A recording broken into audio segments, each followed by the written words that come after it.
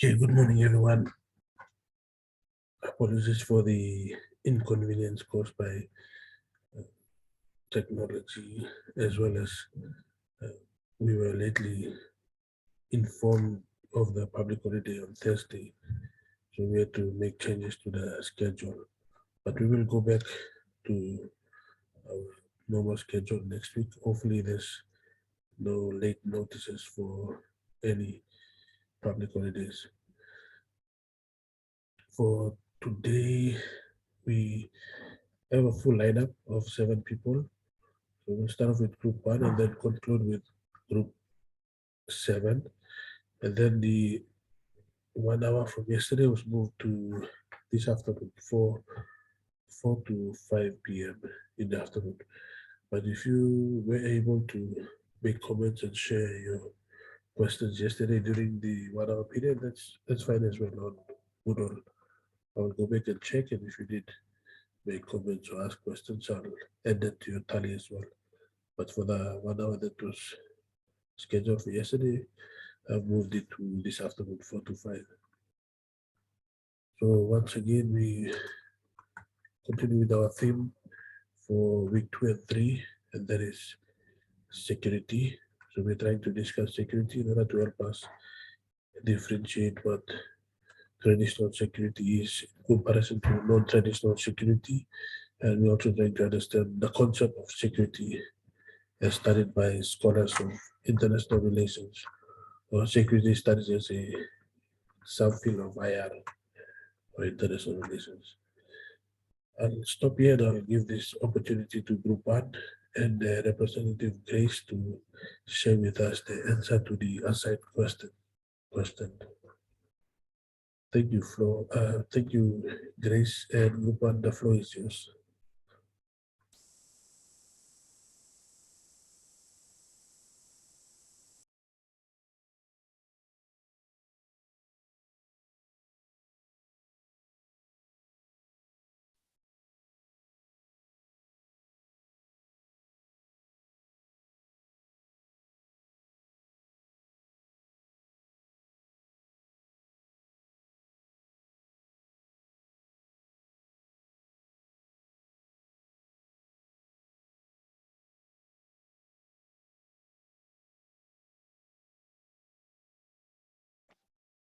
Testing.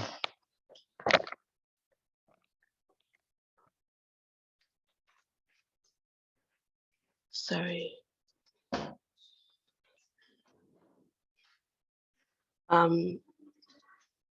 Good morning, everyone. So we, the Group 1, are assigned to answer question number 1, and it reads, what is the difference between complementary concepts and parallel concepts according to Buzan and Enset? According to Buzan and Enset, complementary and parallel concepts are 2 of the 3 adjacent concepts to security. Both concepts identify or trace the political consequences of adopting a particular concept, allowing for a deeper examination of political and normative implications of the core concept of international security studies or security. So Buzan and Enset 2009, page 14, stated that complementary concepts point to a more specific and narrow set of questions, indicating its focused nature. The concept looks at narrower subjects such as strategy, deterrence, or containment. Buzan and Enset 2009, page 14.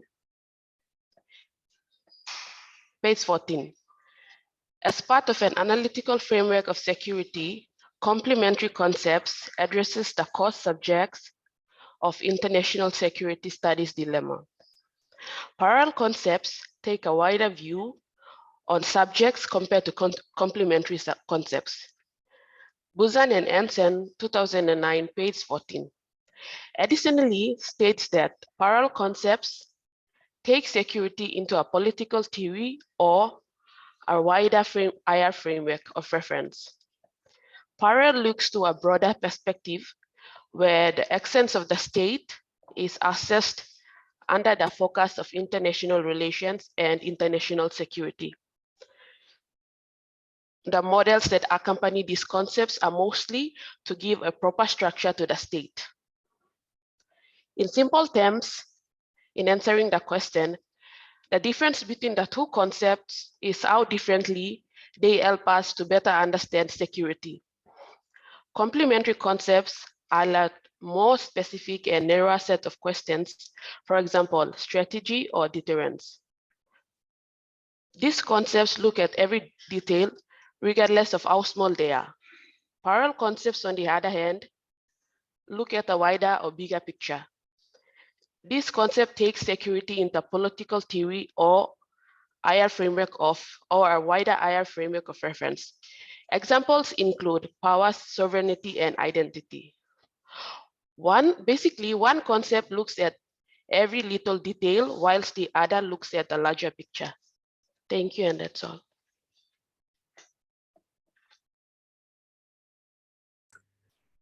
Thank you, Grace and Group 1. If you have any questions or comments for them, please note and share on our assigned Moodle forum.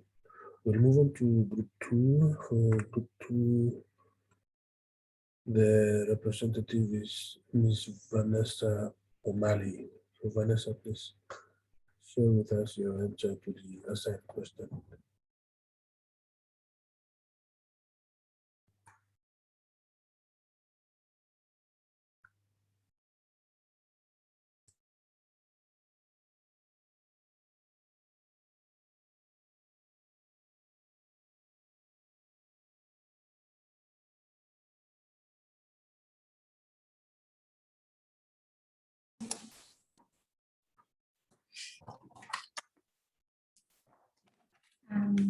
Good morning, class.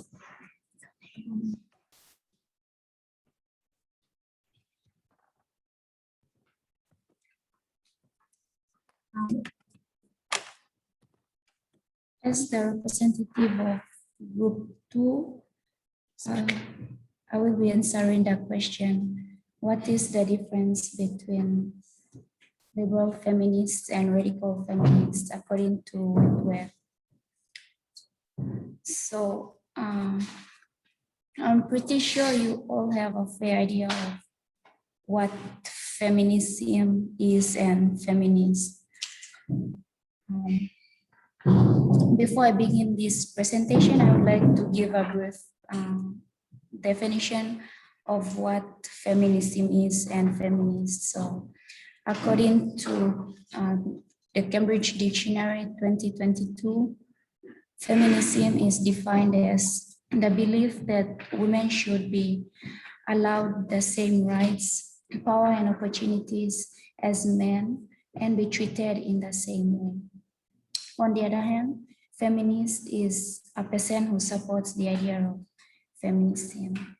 Now, according to Whitworth, there are 4 categories of feminist theories, and this includes liberal feminism, radical feminism, feminist postmodernism, and critical feminist. Now, to differentiate between liberal feminism and radical feminism, firstly, liberal feminism focuses on bringing women into the picture, either by analyzing the representation of women in international relations or by identifying ways in which women were actually involved in.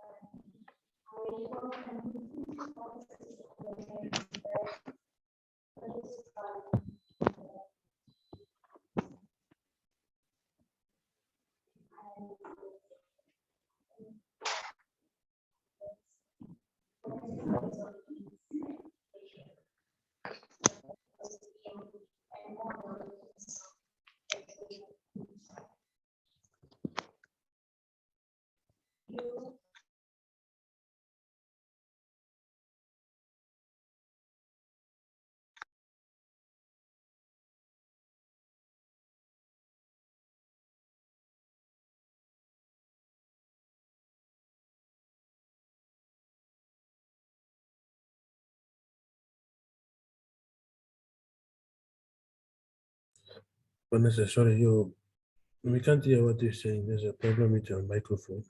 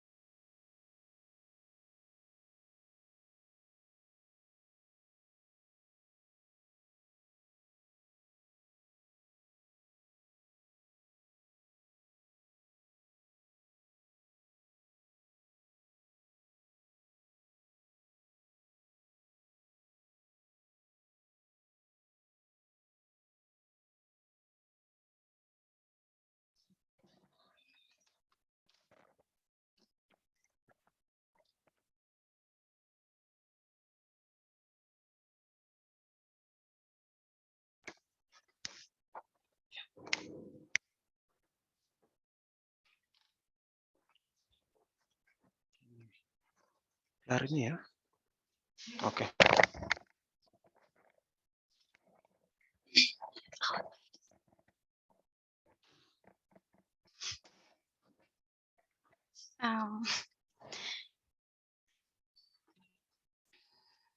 Can you all hear me?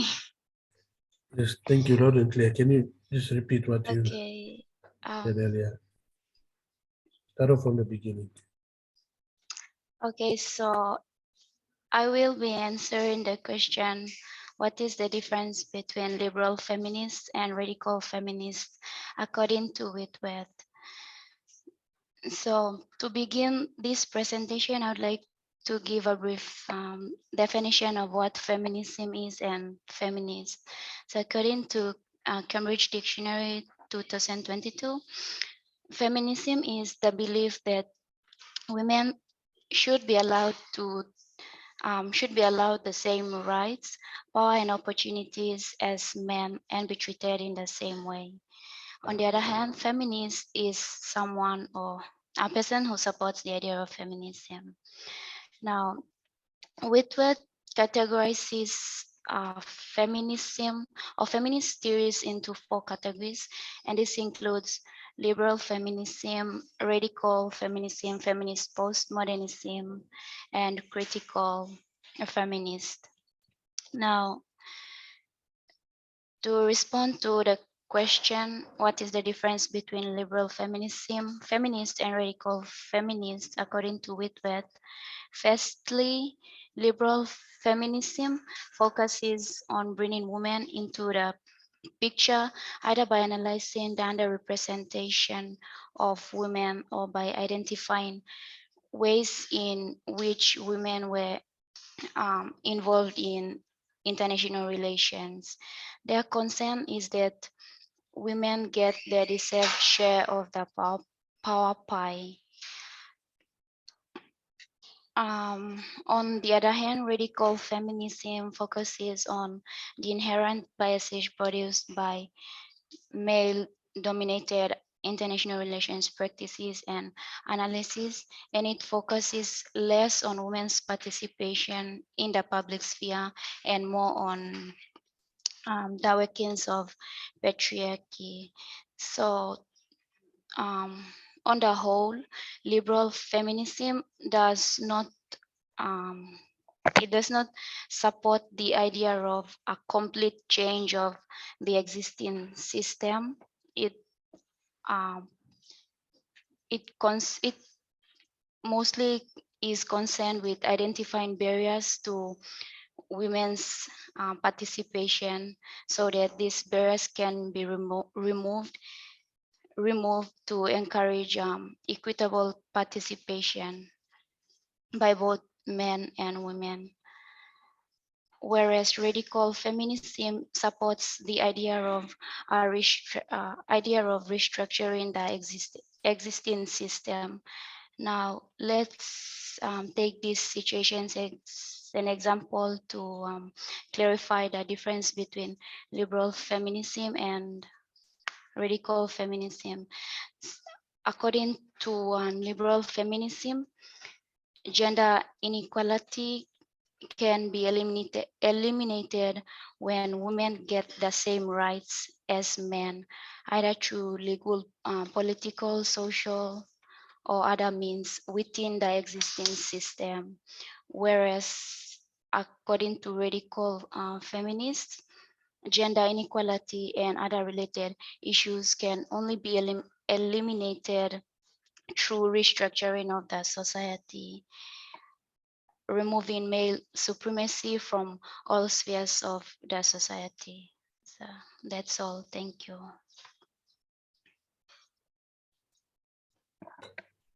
Thank you very much, Vanessa and Group 2, and we also thank Kunibet for his assistance by providing his laptop and his microphone and speakers to ask this Vanessa complete the presentation. Thank you, our viewers on Zoom as well as Facebook. We will now move on to the third presenter for today. Our third presenter is Mr. Benjamin Liwa, who will be representing Group 3. Connect the hotspot and I'll connect to Facebook.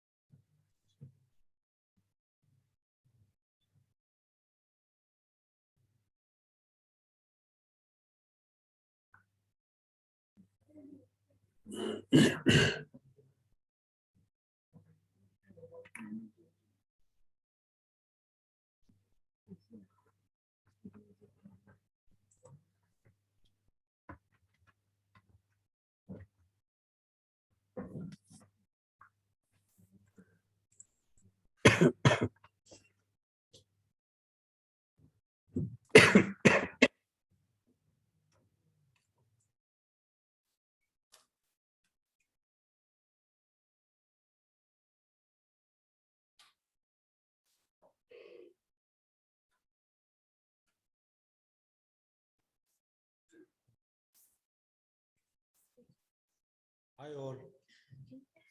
Can you guys hear me?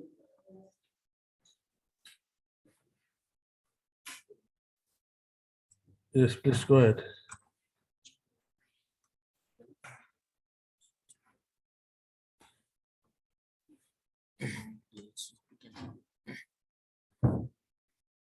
So I will be representing the Group 3 to present to you guys the 6 released research programs according to Elman.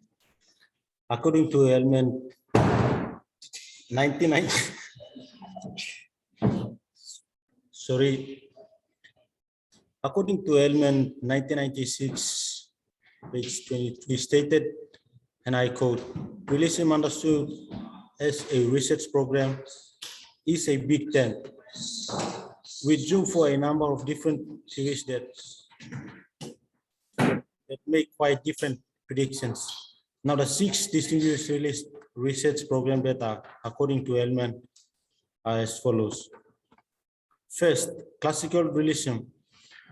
20th century classical realism is generally dated from 1939, and the publication of Edward Hallett cast the 20 years crisis. Classical realists are usually characterized as responding to then dominant liberal approaches to international politics. According to classical realism, because the desire for more power is rooted in the fluid nature of humanity, states are continuously engaged in a struggle to increase their capabilities. The absence of the international equivalent of a state's government is a permissive condition that gives human appetite-free regime. In short, classical realism explains conflictual behavior by human beings, human failings. Sorry. Second, neorealism.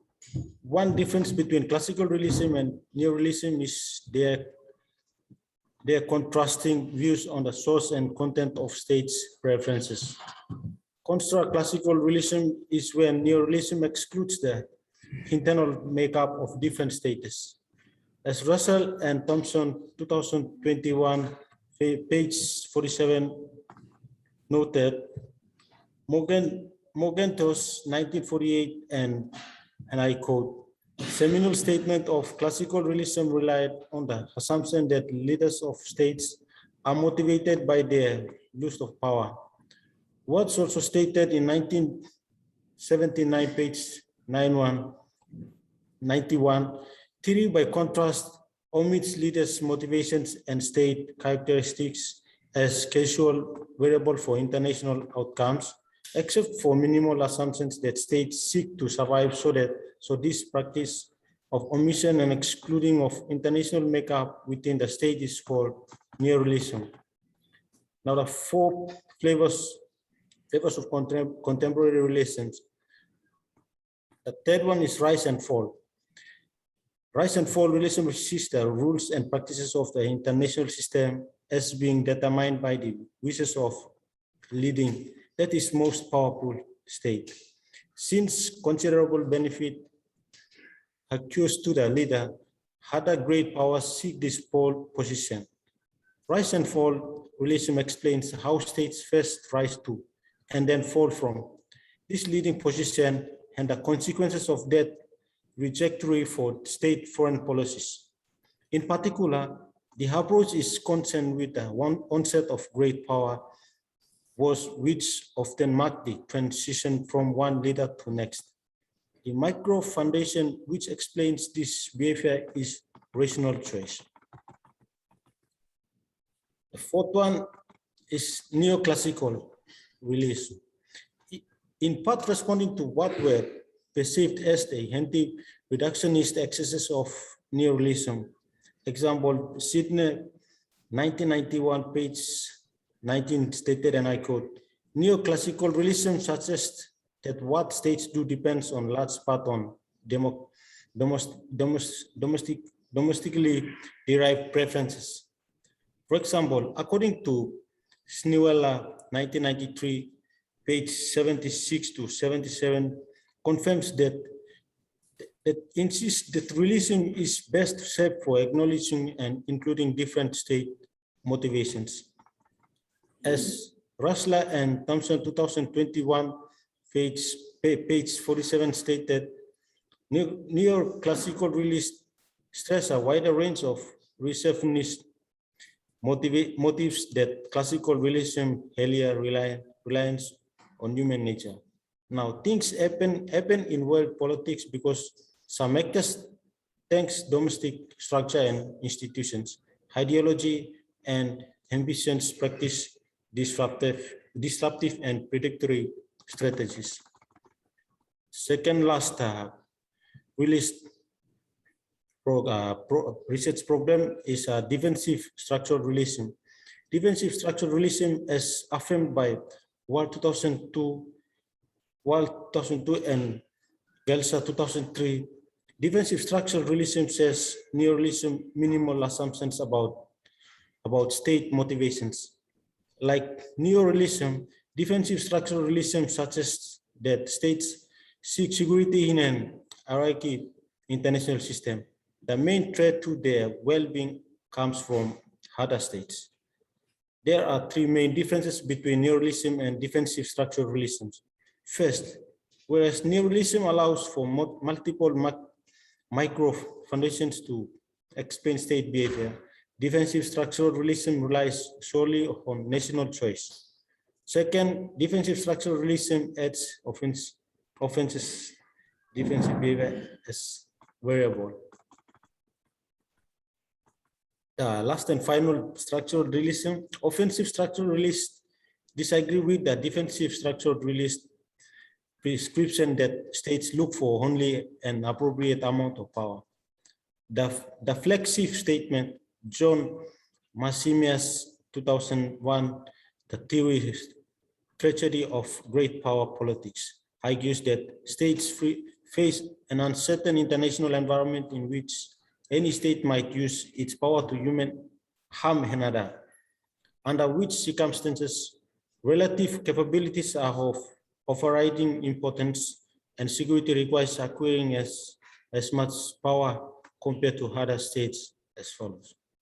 I think these are the six released research program that I have my group and I identified. Thank you. Thank you, Benjamin and Group 3. If you have any questions for Benjamin and his group, please make sure you post on our Moodle forum. His presentation was on the 6 released research programs according to Elman. We will now move on to Marin. Marin will be representing Group 4, and she will talk about the difference between strategic form games and the Nash equilibrium. Nash equilibrium or equilibrium, according to Zagare. Thank you, Marin and Group 4.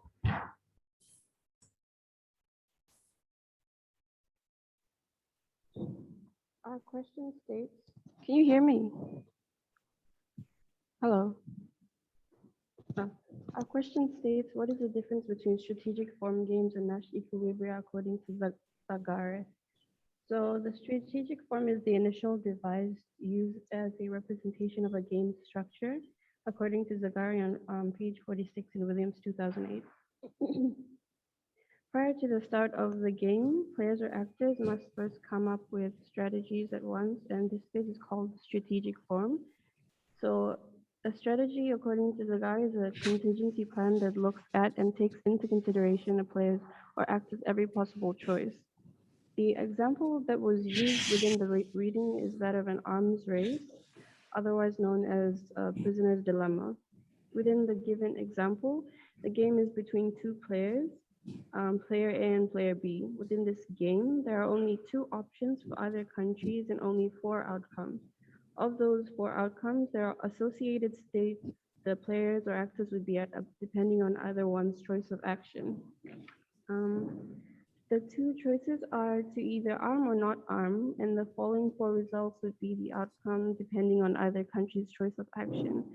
So the first would be if country A and B decided to not arm, this would result in a tacit arms control or an implicit state of being where they don't arm, and this would be a less costly option where both sides benefit and both are equal in this regard.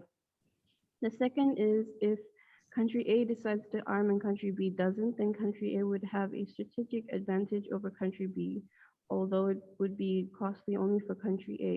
However, in option C, if country B decides to arm and country A decides not to arm, the outcome would be the opposite. And finally, the fourth option would be if both countries decide to arm. And although both countries would be both equal in terms of the outcome, both would have high costs to pay in order to fund the race. So therefore, the arms race is used as a game device to showcase the strategic planning of a country's choices of action and their overall outcome. It is assumed that both countries are rational thinkers. As such, the example given tells of the planning aspect of the game. So the strategic form stage and the game is the outcomes that would come of the options. Now, in Nash equilibrium, on the other hand, refers to when if we refer back to the arms race example, neither one of the countries have a desire to switch from an option that puts them both at an equal footing. However, if one does decide to change, then it would no longer be a Nash equilibrium.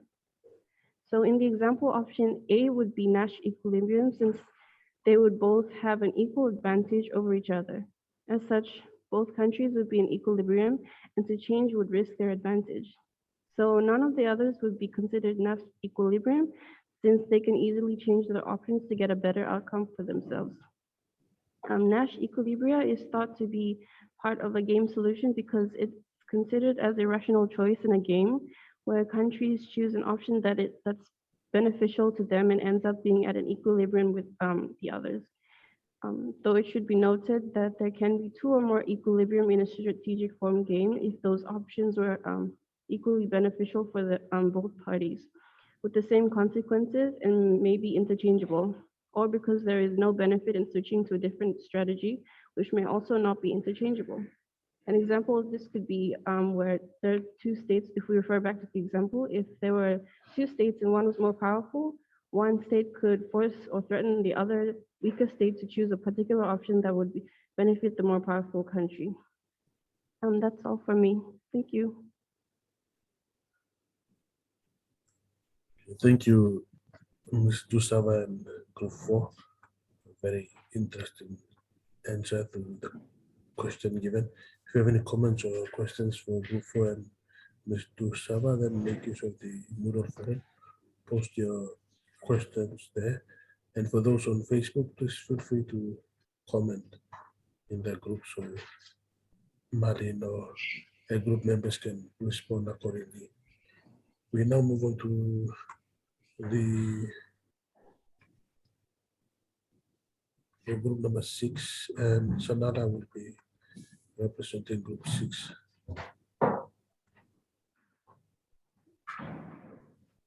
After group 6, we'll have group 7. And group 5, please make sure you send me the name of the presenter. So group 6.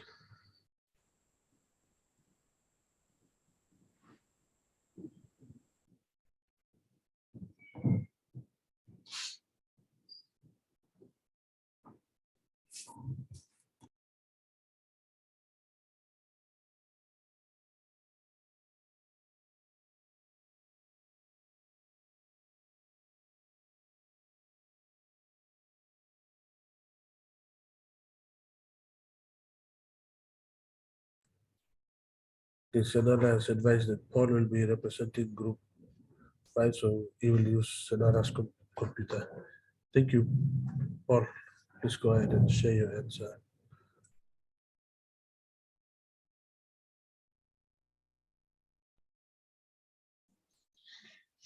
Thank you. So on behalf of my friends, the question that we asked to work on is, it states Williams talked about 6 clusters of threats, which threats feature in the PNG National Security Policy 2013. So the 6 clusters that we have identified within the region are as follows. Number 1 is the economic and social threats that including poverty, infections, diseases, and environmental degradation. The second cluster threat is the interstate conflict. The third one is internal conflict or intrastate conflict, which includes civil war, genocide, and other legal scale atrocities. And the fourth one is nuclear, radiological, chemical, and biological weapons. Okay, the fifth one is terrorism. And finally, we have the transnational organized crime. So when studying security, it is important to pay attention to how representatives of particular groups and organizations construct threat agenda. So it is also important to recognize that not all groups and not all threat agendas are of equal political significance. So moving on to identifying the 6, identify which threats that are featured within the national security policy. So we have defined what is PNG national security policy. So according to what we have discussed, we came up with the PNG national security policy is the strategic decision of the government that was developed strongly aligned to the Constitution and Pillar number 4 of the PNG Vision 2050, the PNG Development Strategic Plan 2010 to 2013, Medium Term Development Plan 2011 to 2015. So this policy was formulated to assist government decision-making and actions to address the numerous security threats currently faced by the state or the country. So moving on to the threats that are featured in the PNG National Security Policy. The first one that we've come across is the transnational crime. So it's currently rated by the law enforcement agencies as our single biggest threat to national security and sovereignty. So this includes human smuggling, trafficking of persons, arms, and drug smuggling. So arms and light weapons trafficking and proliferation and lack of border control. So the second threat that was identified within the policy is economic and social threats. So our nation is still progressing at a slow pace to fulfill international standards on the delivery of much needed social and economic services to our people. So some examples of economic and social threats are law and order, human rights abuse and gender-based violence, natural disaster and climate change, and drug and alcoholism and medical emergency. And the final feature that we have found is the internal conflict that includes civil conflict, tribal warfare, military coup and aggression, and border tension. So to conclude, therefore, studying security in international relations is important because it may help as individuals and groups to achieve security issues. Thank you.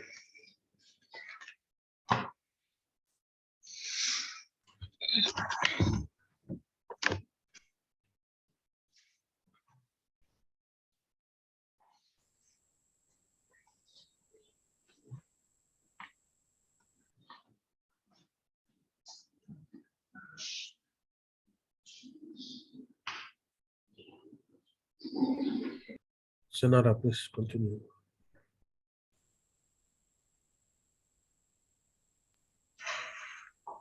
All right. For group 6, I'll be representing us to answer our question. So our question was, what is economic disarmament according to Navari? So Navari, as cited in Williams' 2008 in the book Security Studies, an Introduction, edition by Paul D. Williams, she stated that economic disarmament was focused on, or is a term that's used to describe the policy prescriptions enjoined by commercial liberals, focusing on limiting the power of governments to impose trade restraints, primarily through international regulation. Foreign exchanges were to be open, tariffs were to be reduced to the minimum, and quotas and other quantitative restrictions positively forbidden. Governments were to pledge themselves to open tariff quotas, to abolish quotas, and to allow currencies to move in line with market forces, end quote. So in order to understand what Navarre meant with by the term economic disarmament, we have to look at what economic armament means. So in page 34 of the same book, Navarre stated that economic armaments referred to the legislative and administrative devices that governments use to politically influence imports and exports, as well as the allocation of commodities. So with economic armaments, governments will impose duties and export quotas on imports, whether countries from, sorry. So this economic government would be the reduction in government's hold on the state's economic sector, especially in terms of the reduction of government control on the import and export quotas, tariffs, economic sanctions, as well as the tough economic policies and regulations. So this gives more chances of the market to operate freely and meet its highest form of economic freedom. So political intervention on the free hand of the market affects economic relations with people, companies in different countries, thus being an obstacle to the economic freedom and growth. So this economic disarmament seeks to remove that obstacle and allow for more economic freedom. So that's what economic disarmament is according to Navarre. Thank you.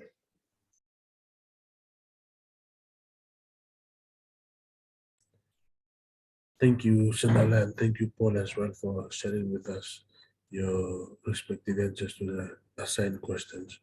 If you have any questions or comments for both of them, then please make use of the discussion forum, post your comments or questions there so they can give you feedback or they can reply accordingly. Now we'll move on to the final presenter for this period.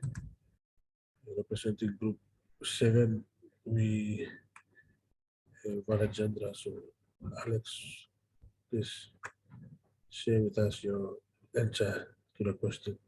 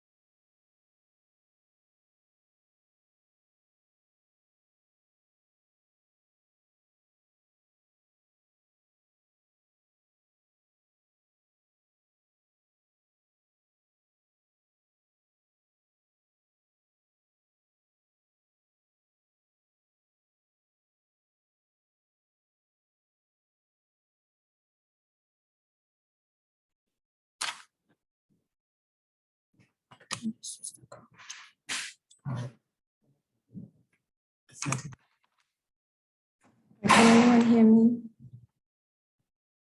Yes. Good morning, everyone.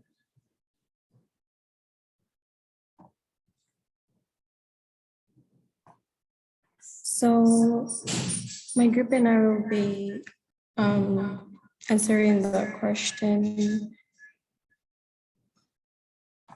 what are the ongoing debates and unresolved issues in the study of human security according to Hampson? First of all, we've identified a definition of human security from Hampson that we would like to share. So according to Hampson, human security means protecting fundamental freedoms. It means protecting people from critical, severe, and pervasive widespread threats and situations. It means using processes that build on people's strengths and aspirations. It means creating political, social, economical, environmental, military, and cultural systems that together give people the building blocks of survival. Now on to the question. So what are the ongoing debates according to Hampson? According to Hampson, the ongoing debates and unresolved issues in the study of human security revolves around globalization and the, quote, the relationship between globalization in its various meanings and human security or insecurity, end quote, Hampson 2008, page 233. Globalization, especially that of economic globalization, has managed to cause over time an impact on international politics and relationships between states, placing important implications on human security.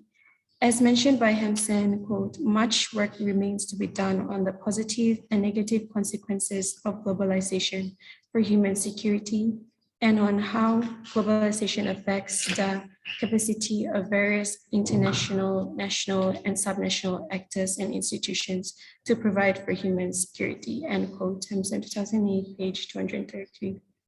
So the main ongoing debates we have identified according to our readings on, as stated by Hampson, these two arguments are, firstly, enthusiasts of globalization argue that the breakdown of national barriers to trade and the spread of global markets are processes that help to raise world income and contribute to the spread of wealth. Although there are clear winners and losers in the globalizing economy, the old divisions between the advanced northern economies and peripheral south are breaking down and making way for an increasing complex architecture of economic power. Hampson 2008.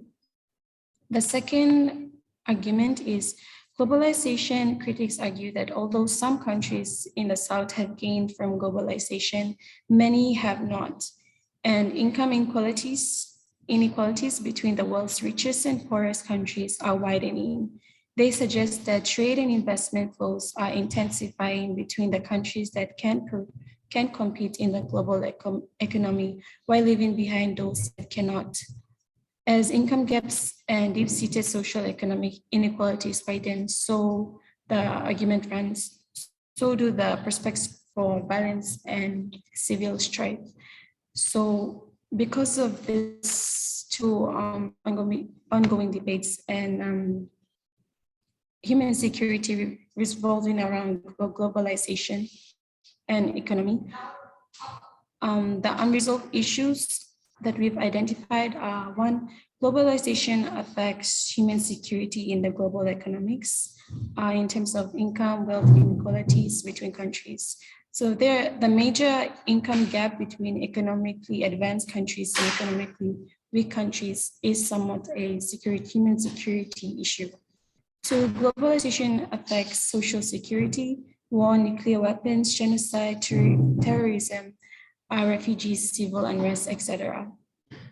Three, globalization affects environment and climate change. As countries are advancing, there is more economical, environmental pressure. Yeah.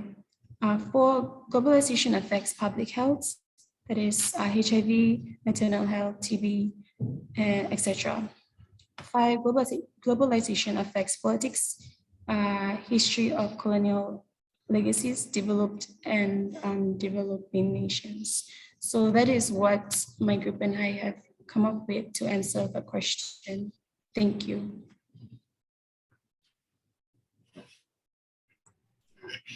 All right, thank you, Ms. Kiana and group number 7 for sharing with us your answer to the assigned question. Okay, so that brings us to the end of our presentation for today. We had from group 1, 2, 3, 4, 5, and 6, including 7. They're just to 7 assigned questions. And that brings us also to the end of our session, or the theme security. So next week we will move on to week 4, and week 4 the theme is China threat. So we've completed week 2 and 3, the weekly themes, or the weekly theme for week 2 and 3 was security, and for week 4 and 5 we have the China threat. So I thank you all for participating, not only on Zoom but also Facebook as well as on Moodle. And I will go through your comments and questions on the participation forums, and then add up your tally out of 6 and circulate to check to verify. If I make any mistakes, please make sure you email me as soon as possible to rectify the error. Can we also thank those watching on Facebook? Thank you for viewing our seminar presentations. And we have some questions and comments on Facebook. For those of you who have presented, if you're on Facebook, make sure you respond to comments and questions asked by our viewers on Facebook. Okay, so that is all for today, and apologies for the technical issue, the technical difficulties with the network. That is something beyond our control, but it's good that all of you are able to address that issue and were able to attend the meeting today. So that is all for today. You have the remaining period up to 12:30 to complete the participation segment. And also in the afternoon, you have from 4 o'clock to 5 o'clock PM to share your comments and questions on the assigned form. With that, I'll stop here. See you all next week. Thank you for participating.